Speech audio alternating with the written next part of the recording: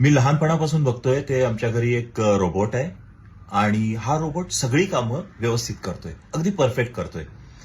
पण आपण फीड केलेली कामं असतात ही तर हा रोबोट करायचा आणि त्या व्यतिरिक्त अशी कामं करायचा की जी फीड केलेली नाहीयेत, पण ते काम आहे असं लक्षात आलं की या रोबोटकडून ते काम व्यवस्थित होत. खतरनाक, विचार पण नाही करू शकत असा हा रोबोट होता. आणि ह्याला इमोशन्स पण होत्या, पण हा इमोशन्सला बाजूला ठेवून हा रोबोट काम करायचा. तुमच्या सगळ्यांच्या लक्षात आलं असेल मी कुठल्या रोबोटबद्दल बोलतोय. हा रोबोट आहे, आपल्या सगळ्यांच्या घरात असतो आणि आपण अक्षरशः त्या व्यक्तीला रोबोटसारखं ट्रीट करतो. ती व्यक्ती म्हणजे आपली आई. आई जेव्हा नसते ना, तेव्हा लक्षात येतं की आई होती तेव्हा आपल्यासाठी काय काय करायची. जोपर्यंत आहे तोपर्यंत आईचे आभार माना.